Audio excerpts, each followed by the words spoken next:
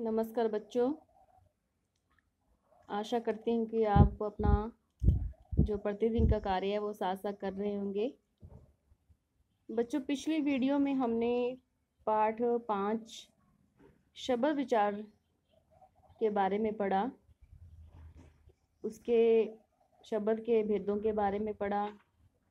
4 प्रकार के होते हैं: स्रोत के आधार पर, रचना के आधार पर, प्रयोग के आधार पर और अर्थ के आधार पर। और आपने इसका पठन अच्छे से किया होगा और इसमें जितनी भी परिभाषाएं हैं आई होंगी उनको समझा होगा और याद किया होगा। आज हम इस पाठ का अभ्यास करेंगे और इसके प्रश्न उत्तर करेंगे, जो आपने अपनी फेयर नोटबुक में करने हैं क्वेश्चन आंसर, और जो इसका अभ्यास है वो आपने बुक में अपनी में पूरा करना है। तो देखिए, फर्स्ट है अधूरे वाक्य पूरे कीजिए। फर्स्ट है वर्णों के सार्थक समूह से खाली स्थान बनते हैं पद, अक्षर, शब्द या वाक्य। तो आंसर क्या आएगा? शब्द। शब्द जब वाक्य में प्रयुक्त हो जाएं तो खाली स्थान कहलाता है शब्द, पद, वाक्य या शब्दांश। आंसर आएगा पद। इसी प्रकार बच्चों, अगला फिलअप है आपका गै भाग। जिन शब्दों से अर्थ का बोध नहीं होता वे खाली स्थान कहलाते हैं विकारी, अविकारी, निरर्थक या सार्थक। तो आंसर आएगा निरर्थक। घ भाग है संस्कृत भाषा के ज्यों के त्यों प्रयोग वाले शब्द खाली स्थान कहलाते हैं विलोम, तत्सम, तद्भव या देशज। तो आंसर आएगा आपका तत्सम। प्रश्न नंबर 2, निम्नलिखित शब्दों के सामने दिए गए कोष्टक में लिखिए कि वे शब्द विकारी हैं अथवा अविकारी। तो कै भाग है आपका लड़की, लड़की विकारी शब्द, भीतर अविकारी। गै भाग है कुर्सी विकारी, घै साथ अविकारी।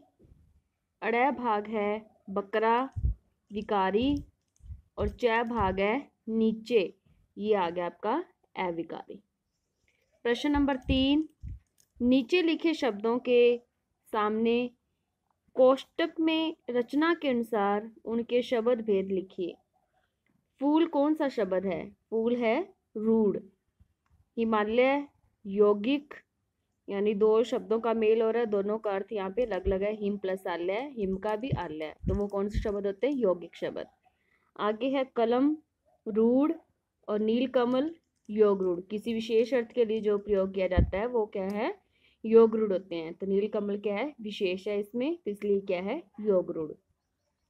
प्रश्न नंबर 4, दिए गए शब्दों के सामने प्रयोग की दृष्टि से शब्द भेद लिखिए। अब प्रयोग की दृष्टि से आपके यही हैं विकारी, अविकारी। आपने यही बताना है कि कौन सा विकारी है और कौन सा अविकारी है।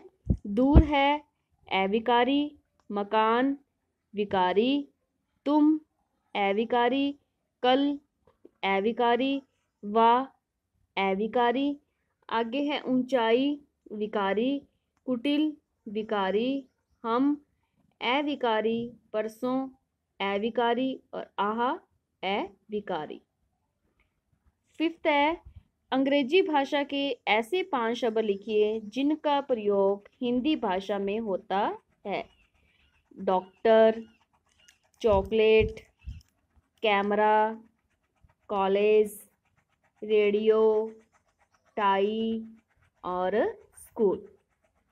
प्रश्न नंबर 6, निम्न शब्दों के तद्भव रूप लिखिए। गो, गो का गाय, घृत घी, ये गो घृत करम ये आपके तत्सम शब्द दिए हुए हैं और हमने इसके तद्भव बनाने हैं। करम काम, अग्नि आग, करण कान, जिह्वा जीभ और आगे है आपका ग्रह गृह, गृह का घर, पंच का 5, श्वेत सफेद और तृण तिनका।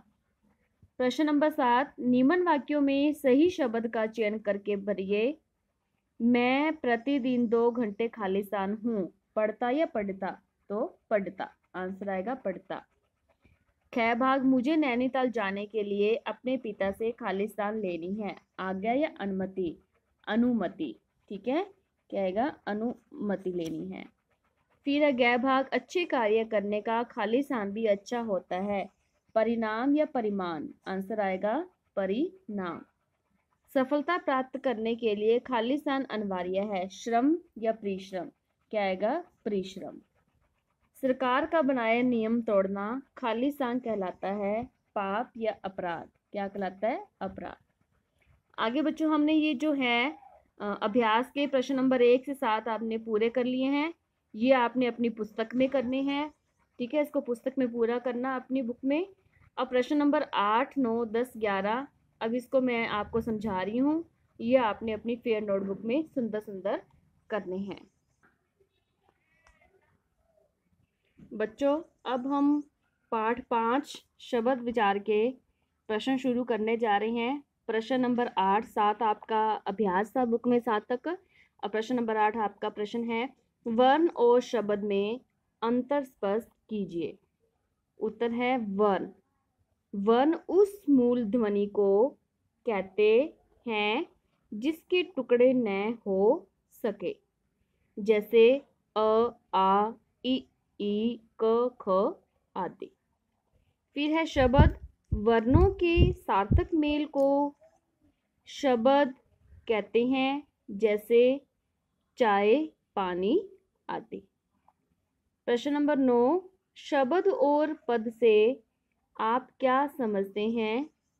शब्द वर्णों के सार्थक मेल को शब्द कहते हैं और पद है आपका वाक्य में प्रयोग होने पर शब्द पद कहलाता है।